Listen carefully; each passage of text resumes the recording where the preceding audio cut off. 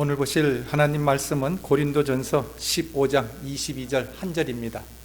고린도전서 15장 22절. 아담 안에서 모든 사람이 죽은 것 같이 그리스도 안에서 모든 사람이 삶을 얻으리라. 아멘.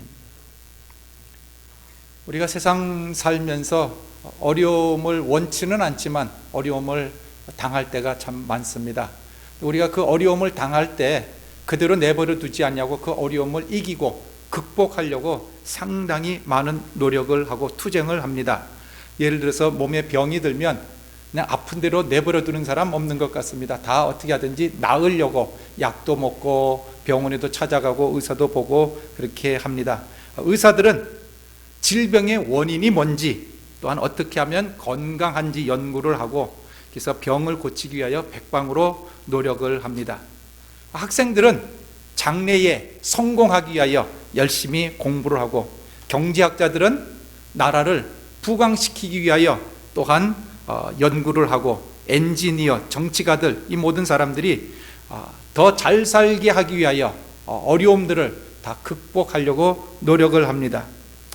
인간은 이처럼 어려움을 닥쳤을 때, 어려움을 당했을 때에 그것을 극복하려고 노력한 그 결과 많은 발전과 승리가 있어 왔습니다. 그래서 계속해서 지금 더 나아지고 있다 이렇게 이야기를 합니다.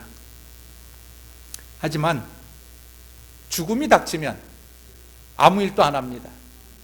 죽기 전까지는 살려보려고 백방으로 노력하지만 죽어버리면 어떻게 할 수가 없습니다. 더 이상 인간의 힘으로 할 수 없습니다. 왜냐하면 죽음을 이길 만한 그 어떠한 것도 우리에게는 없기 때문에 그렇습니다. 죽음 앞에 인간은 사실 한없이 연약합니다. 죽음 앞에 자신 있으신 분 계십니까? 아마 아무도 없을 줄로 압니다.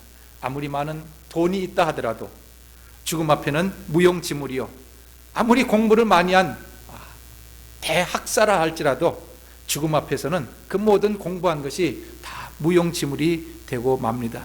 이처럼 인간은 죽음 앞에서만큼은 어쩔 수 없이 매우 연약한 존재입니다. 그래서 인간은 죽음은 어떻게 해결하려고 노력은 해보지만 아직까지는 그러나 그 죽음을 어쩔 수 없이 순종하고 따라갈 수밖에 없는, 죽음은 인간에 있어서 절대적인 권한을 행세를 합니다. 이처럼 죽음이 인간에게 절대적인 것처럼 우리가 오늘 부활절을 맞이하여서 이야기하는 이 부활 또한 이것 인간에 있어서 절대적인 것입니다. 부활은 인간이 스스로 부활하고 싶어서 부활할 수 있는 것도 아니고 부활하기 싫다고 해서 부활 안 하는 것도 아닙니다. 이 부활은 우리의 영역에 벗어나 있는 것입니다. 요한복음 11장, 우리가 잘 아는 죽었던 나사로를 살리신 사건을 보게 되면 죽었던 나사로가 나를 살려달라고 외쳐서 살아난 것 아닙니다. 나사로는 원하든 원치 아니하든 본인이 알든 모르든 그가 믿었든 안 믿었든 상관없이 살아나오게 되었는데, 왜 살아나오게 됐냐면 예수님의 권능에 속한 것이었습니다. 죽음이 인간의 한계를 벗어난 것처럼 부활 또한 인간의 한계를 벗어납니다. 인간의 출생도 한번 생각을 해보십시다. 이것은 우리의 의지로 온 것 아닙니다. 내가 결정해서 오시고 싶어서 오신 분 계십니까? 아무도 없습니다. 어떻게 하다 보니까 여기 와 앉아 있는 것이지. 물론 우리 부모의 의지다 이렇게 이야기할 수 있지만 더 엄격히 따지면 하나님의 의지입니다. 하나님께서 우리를 여기다가 지금 만들어 놓으신 것처럼 또한 하나님께서 우리를 부활시키실 것입니다. 이것은 우리의 이 세상에 출생하는 것이 우리의 의지를 벗어나는 영역인 것처럼 부활 또한 우리의 영역에 벗어나는 것입니다. 이 부활은 오직 하나님의 권한에 달려 있다는 것입니다.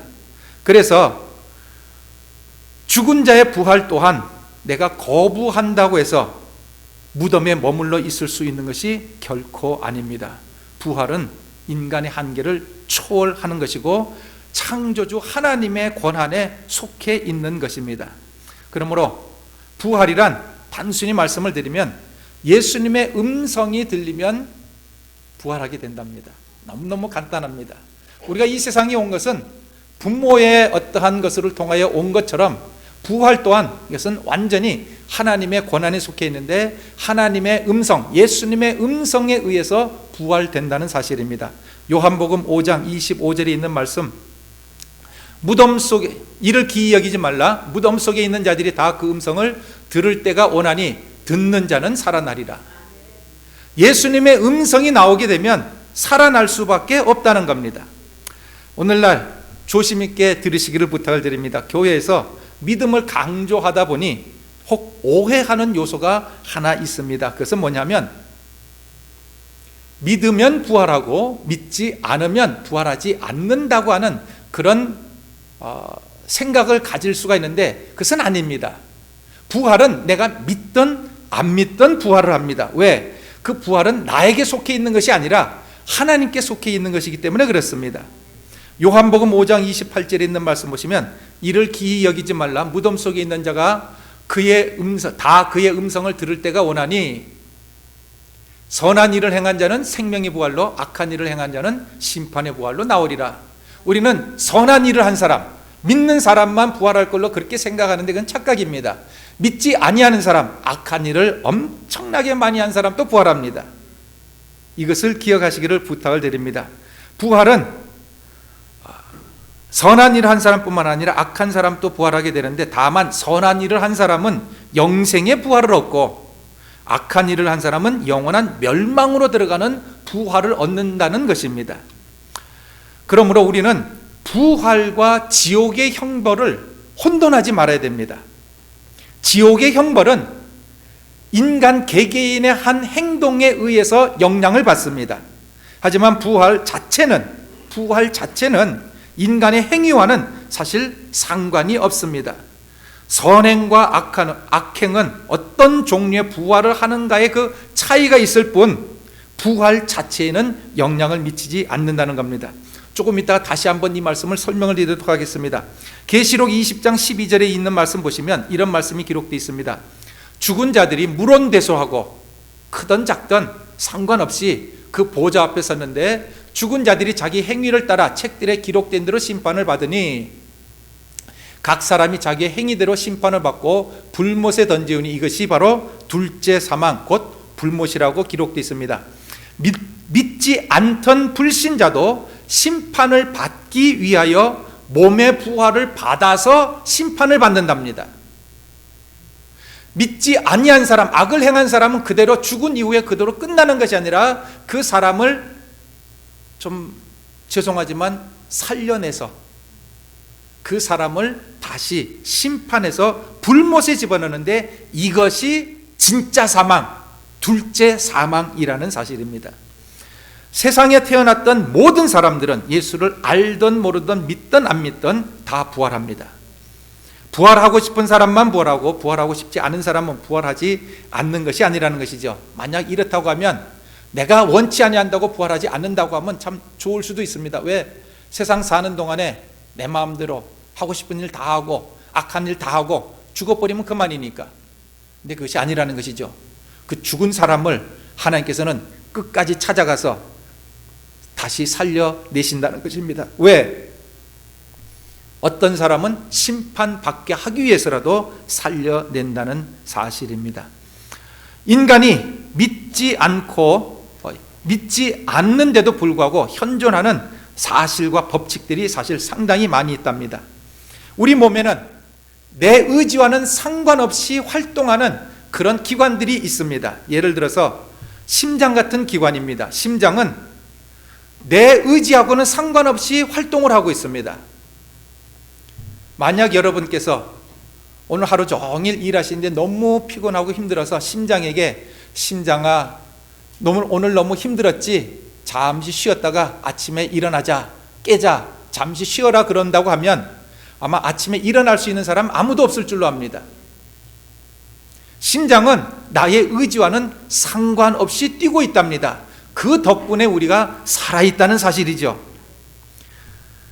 믿으시든지 안 믿으신지 우리가 70세까지 산다고 하면 한 4,600만 갤론 정도의 피를 펌프질을 한답니다.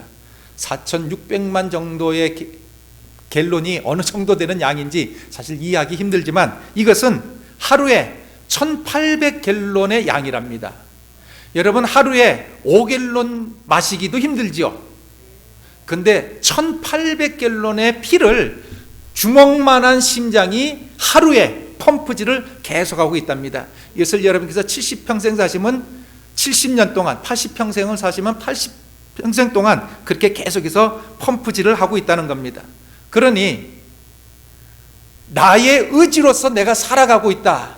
물론 내 의지로서 행할 수 있는 일도 있지만 내 의지와 상관없는 일도 사실은 있다는 사실입니다. 우리가 모른다고 해서 진리가 비진리가 아닌 것이 아닙니다. 우리가 모르고 느끼지 못하는 사실, 우리 사회에는 사실 상당히 많답니다. 지금 이 지구는 다른 박질을 하고 있답니다. 우리는 여기에 편안하게 앉아 있는 것 같지만 우리가 타고 있는 이 지구는 시속 66,600마일로 지금 달리고 있답니다. 여기 오실 때에 자동차를 타고 오실 때 너무나도 가까운 거리에 사시기 때문에 60마일로 달려오신 분도 몇 분 안 계시는 줄로 압니다. 근데 프레이를 타실 때 60마일로 달려갈 때 창문을 열고 거기에 고개를 한번 내밀어 보시길 바랍니다. 아마 맞받아 오는 그 바람 때문에 숨쉬기도 쉽지 않을 겁니다. 오토바이 타시는 분들 왜 마스크를 가립니까? 그거 안 가리면 눈물이 저절로 난답니다. 숨쉬기가 쉽지가 않답니다. 60마일 정도만 달려도 그런데 거기에 1,100배나 되는 무서운 속도로 달리고 있음에도 불구하고 우리는 전혀 못 느끼고 있다는 사실입니다.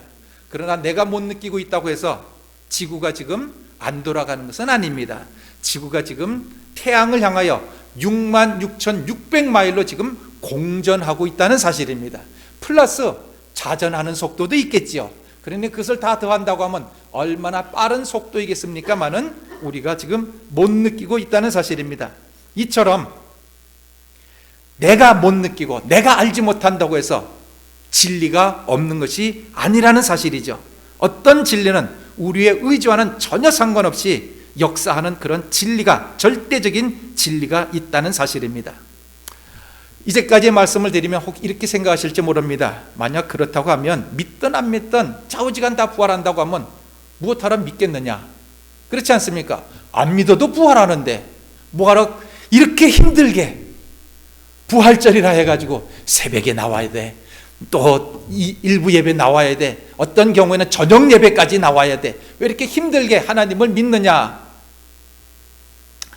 믿는 자와 안 믿는 자의 차이점이 그 부활 안에 속해 있는 부분이 있답니다. 신자와 불신자의 부활의 차이점은 먼저 부활하고 나중 부활하는 차이점이 있답니다.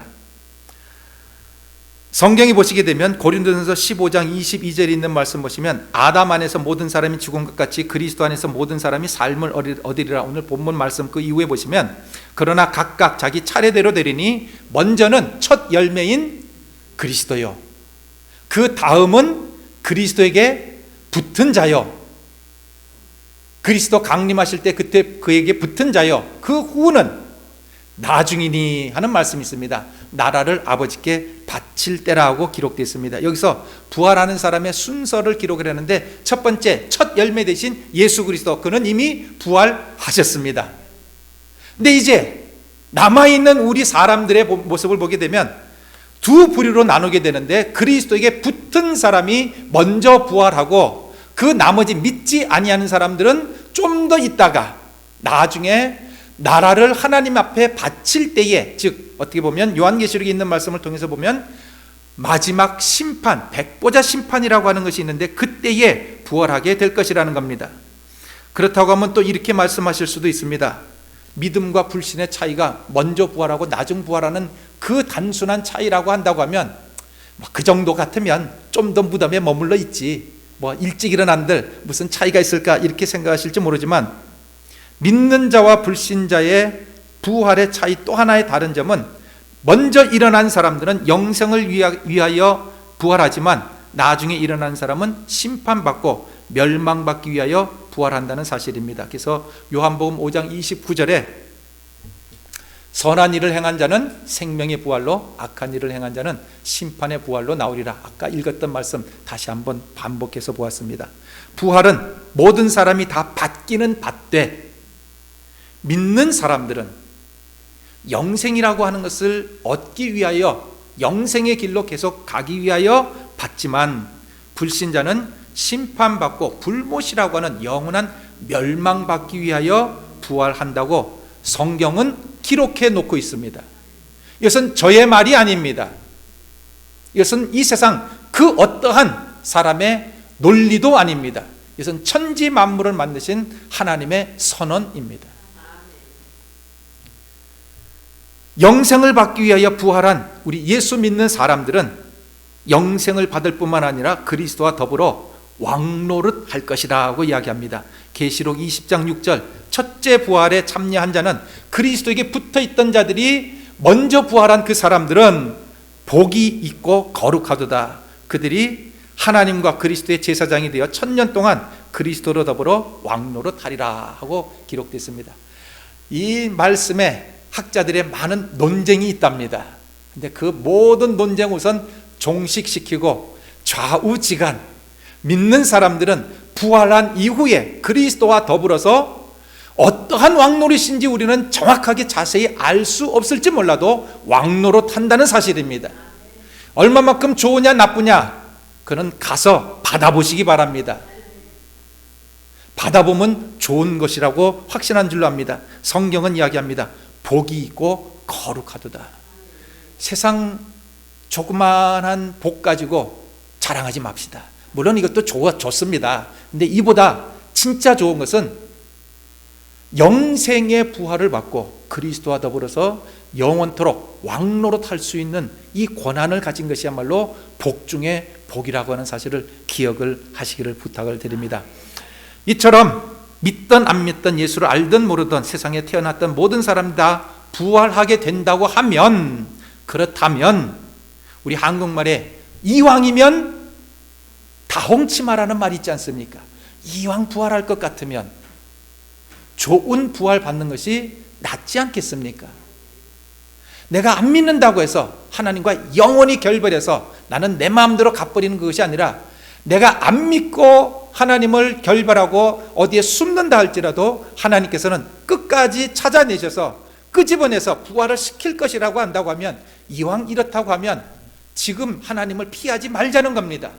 내가 하나님을 피할 수 있는 것이 아니라는 사실입니다.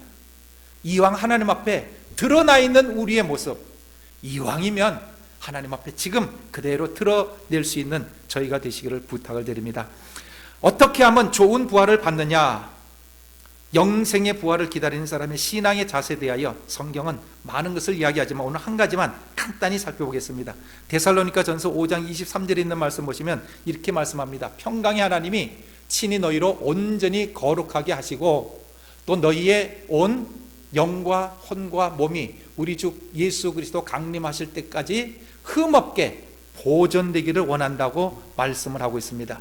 사도 바울은 데살로니가 교회 성도들에게 주님 재림하시는 것이 있습니다. 그렇기 때문에 그때까지 여러분의 영과 혼과 육신이 온전하게 보존되기를 원한다고 말씀하는데, 여기서 온전히 보존된다고 하는 이 의미는 한마디로 죄에 물들지 아니하는 것을 의미합니다. 우리의 영혼은 육신이 받는 그 환난 때문에 깨어지는 것이 아닙니다. 우리의 영혼은 죄 때문에 깨어집니다. 그러므로 환난 받는 것에 대하여 두려워하지 마시고, 환난은 받아도 육신은 깨뜨릴지 몰라도 우리의 영혼은 깨뜨리지 못하는데, 우리의 영혼을 파괴시키는 것이 뭐냐? 그것은 죄입니다. 그러므로 환난을 두려워할 것이 아니라 죄 짓는 문제, 이것을 심각하게 생각해야 됩니다. 우리는 오늘 어떻게 하면 환난을 피해서 도망 다닐 수 있을까 생각하는데 그것도 그렇게 나쁘지는 않을 것 같습니다. 그러나 그보다 더 문제는 죄 짓지 아니하는 길로 다니시게 되기를 부탁을 드립니다. 데살로니가 전서 4장 3절에 있는 말씀입니다. 하나님의 뜻은 이것이니 너희의 거룩함이라. 하나님이 우리를 부르심은 부정케 하심이 아니요 거룩케 하심이니, 그러므로 저버리는 자는, 우리를 거룩해 하신 그 거룩함을 저버리는 자는 사람을 저버림이 아니요 너에게 그의 성령을 주신 하나님을 저버림이라고 기록합니다. 하나님은 우리 예수 믿는 사람들이 요구하시는 것은 거룩성입니다. 우리의 싸움은 혈과 육이 아니랍니다. 우리의 싸움은 죄와 더불어서 싸우는 것입니다. 우리가 죄와 더불어서 싸우는 것은 내 자신이 죄와 더불어서 싸우는 것입니다. 우리의 싸움은 죄와 전쟁이지 사람이나 혹은 교회에서도 교단, 교리, 교파 이것과 싸우는 것이 결코 아닙니다. 우리의 원수는 마귀 죄입니다. 죄는 정치적인 국경이 없답니다. 사랑에는 국경이 없다 하듯이 죄도 국경이 없답니다. 그래서 우리는 흔히 공산주의에는 죄가 있고 민주주의에는 죄가 없을 걸로 오해하시는 경우가 있는데 아닙니다. 민주주의에도 공산주의만큼 죄가 있답니다. 그러므로 우리가 민주주의에 살고 있을 때 조심해야 한다는 것이죠. 왜? 무엇을 조심해야 됩니까? 죄라고 하는 것을 조심을 해야 합니다. 죄는 민주주의 국가에도 만연합니다. 죄는 또한 그 국경이 없는데 무슨 국경까지 없느냐면 교단의 국경도 없답니다. 그래서 장로교, 침례교, 감리교, 우리 오순절 교단 할 것 없이 죄는 어디에나 다 돌아다닐 수 있답니다. 또한 죄는 교회의 이 직분자의 경계도 없답니다. 그래서 죄는 성도들한테만 오는 것이 아니라 목사에게도 온답니다. 목사도 죄 지으면 넘어집니다. 목사에게도 아무리 내가 큰 직분 타이틀을 받았다 하더라도 죄는 얼마든지 찾아온다는 사실입니다. 그러므로 우리는 이 죄에 대한 경각심을 가져야 됩니다. 죄가 무엇입니까? 여러 가지로 이야기하고 설명할 수 있지만 이렇게 한번 생각해 보시기 바랍니다. 우리가 타인의 죄에 대하여 우리가 불평을 많이 합니다. 예를 들어서 난잡한 성적 죄악, 술 취함, 절도, 살인, 매수, 요즘 인종차별, 수없이 많은 그런 죄들, 그런 것 때문에 우리는 곤란을 당하고 있습니다.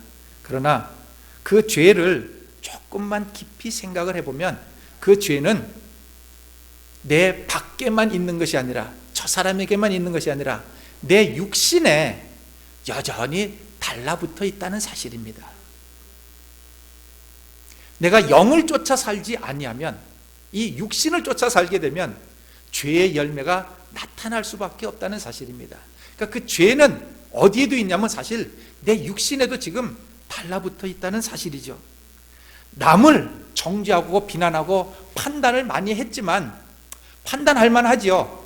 하지만 그 판단했던 죄는 사실 나에게도 있다는 사실입니다.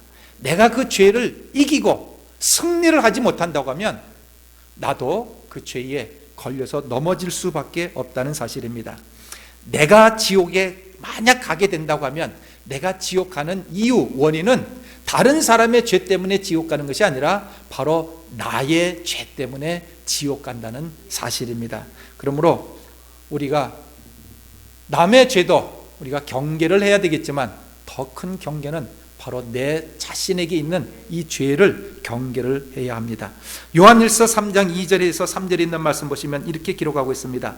그가 나타나심이 되면 우리가 그와 같을 줄을 아는 것은 그의 계신 그대로 볼 것을 인함이니 주를 향하여 이 소망을 가진 자마다 그의 깨끗하심과 같이 자기를 깨끗하게 하느니라. 이 깨끗하게 한다고 하는 것은 요즘 여러분께서 예배당에 들어오실 때 나가실 때 집에 들어갈 때 나갈 때 항상 손 세정제 씻으시고 손 씻으시고 하는 그것도 필요하지만 그 깨끗함은 여러분의 육신뿐만 아니라 우리의 영혼을 의미합니다. 우리의 영혼이 주님 오실 때까지 깨끗하게 해야 될 줄로 압니다. 예수님의 재림을 기다리고 생명의 부활을 기다리는 사람은 자신을 죄에서 멀리하고 깨끗하게 할 것이라 오늘 요한 사도는 말씀하고 있습니다. 말씀을 맺겠습니다. 죽음이라고 하는 것은 이것은 어떤 논리가 아닙니다. 이것은 현실적인 겁니다. 아무리 내가 알든 모르든 죽음이 찾아오는 것처럼 부활이라고 하는 것도 이것은 어떤 종교적인 이론이 아닙니다. 부활은 실제입니다. 이것은 하나의 팩트이라는 것이죠. 그러니까 우리가 이 부활이 기정사실이라고 하는 것을 꼭 기억을 하시고, 중요한 것은 누구나 부활하지만 똑같은 부활은 아니다, 이것을 기억을 하십시다. 한 명은 영생의 부활을 받고 한 명은 사망의 부활을 받게 되는데, 이왕이면 다 부활할 것 같으면 이왕이면 영생의 부활을 얻으시는 귀한 축복받은 성도님 되시기를 주의 이름으로 축원을 드립니다. 기도드리겠습니다. 죄인을 용서하시기 위하여 죽음의 형벌을 받으신 예수님 감사를 드립니다. 하지만 죄값을 지불하신 것으로 끝나지 않고 영생을 주시기 위하여 죽음에서 부활하여 주심을 감사를 드립니다. 예수님께서 부활하신 것처럼 영생의 부활을 받는 하나님의 복된 자녀 되도록 인도해 주옵소서. 예수님 이름으로 기도드립니다. 아멘.